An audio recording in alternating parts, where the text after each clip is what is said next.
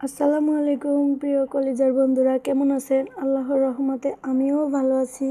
তো বন্ধু, আমি বেগুন ভাজি, শীতের মধ্যে বেগুন ভাজি আমার খুব পছন্দ। আমি বেগুন ভাজি খুব মজা করে খাই। তো একটা বেগুন নিয়েছি, একটু বড় সাইজ আর কি, একটাতে 2-3 জনের হয়ে যাবে অবশ্য। তো বেগুনটাকে আমি চাকু দিয়ে টুকরো করে নিয়েছি।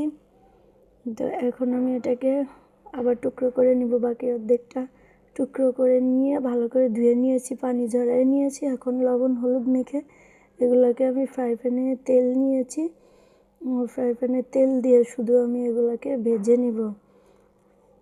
তেল দিয়েছি, এই তেলেই ভাজা হয়ে যাবে। একবারে একটু বেশি করে তেল দিলে কি হয়, বারে বারে দিতে হয় না। আর হচ্ছে একবার অল্প তেল দিলে বেগুন তেল খায় একটু বেশি, পরে অবশ্য ছেড়েও দেয়, তবে ওই তেলটা আর কাজে লাগে না। তো আমার ফ্রাই প্যানটা অনেক বড়, এটা অনেক আগের ফ্রাই প্যান, তাই এখন এটাতে না তেল কম লাগে, অল্প তেল দিলে হয়ে যায়। পুরোনো ফ্রাই প্যান তো, নতুন আমার আছে, কিন্তু এটাতে ভাজতে ভালো লাগে, বড় অনেকগুলো ধরে। দেখেন সবগুলা বেগুন ধরে গেছে। এখন আমি এগুলাকে চুলার আঁচ একটু হালকা কমিয়ে দিব, যাতে করে সিদ্ধও হয়ে যায় আর কালো না হয়ে যায়। সাইড যদি কালো হয়ে যায় বেগুন তিতে লাগে, অনেক সময় কালারটা সুন্দর থাকবে, সবজি কালার থাকবে, আবার ভাজাও হয়ে যাবে।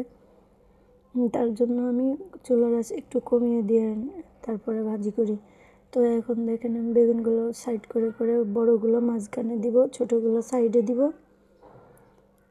বড় একটা মাঝখানে দিলে মাঝখানে অনেক জায়গা থেকে যায়, তার জন্য বড় একটা মাঝখানে দিলাম, ছোটোগুলো সাইডে দিয়ে দিলাম, লেবেল করে দিলাম। এখন আমি বেগুনগুলোকে উল্টে উল্টে ভেজে নিব। সব থেকে বড়টা মাঝখানে দিয়েছি।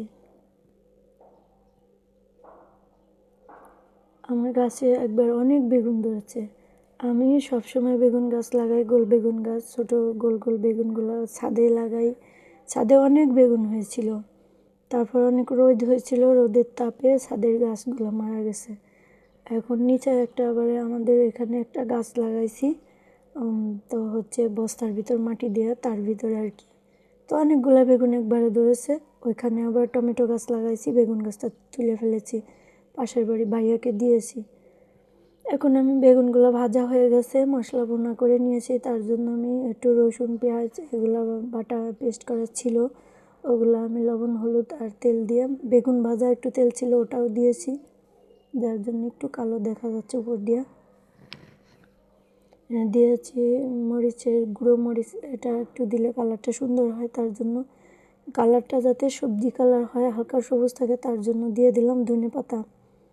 ধনেপাতাগুলো আমি কেটে নিয়ে ধুয়ে নিয়েছিলাম, তো এখন ওগুলো দিয়ে আমি, যাতে গ্রানটা সুন্দর হয় তার জন্য একটু ধনেপাতা দিলাম। এখন ধনেপাতার ডাঁটগুলো সিদ্ধ হইতে একটু সময় লাগবে, তার জন্য আমি আর একটু পানি দিয়ে দিব। পানি দিয়ে দিলে মশলাগুলো ভালো মতো জাল করা হয়ে যায়। মশলার যদি একটা কাঁচা গন্ধ থাকে তাহলে খেতে গেলে স্বাদ লাগে না, তার জন্য আমি একটু পানি দিয়ে দিলাম। পানিটা থাকতে থাকতে অবশ্য আমি বেগুনগুলো, মুখের বেগুনটা সিদ্ধ হতে একটু দেরি লাগে, মুখের বেগুনগুলো আগে দিয়ে দিব। বেগুনগুলো আমি এর ভিতর দিয়ে দিব, দিয়ে নাড়াচাড়া উল্টে উল্টে দিয়ে আমি বেগুনগুলো মশলার ভিতরে ডুবাইয়ে নিব। ছাড়াই দিয়ে একটার সাথে একটা লেগে আছে, না হলে মশলা লাগবে না, তো তাই এগুলো বেগুন শুধু লবণ হলুদ দিয়ে ভেজে নিয়েছি। অনেক মানুষরা দেখে লবণ হলুদ আর মরিচের গুঁড়া দিয়ে ভেজে নেয়, তাহলে উপর দিয়ে কালারটা কালো চলে আসে, ভিতরে এতটা বেশি মশলা ঢুকে না, ওগুলো খেতে আমার বেশি স্বাদ লাগে না। এগুলো বেগুন আমি এই যে উল্টে উল্টে সব মশলাগুলো মেখে নিচ্ছি। ধনেপাতা মশলা এগুলো যদি লাগে তো একটা বেগুন দিয়ে ভাত খাওয়া যায়। তো দেখেন রান্নার কালারটা কেমন হয়েছে, একটা বেগুনে 2-3 জন খাওয়া চলে যাবে। আমি অবশ্য অন্য কিছু রান্না করেছি, কিন্তু বেগুনটা আমার খুব পছন্দের খাবার। আল্লাহ হাফেজ।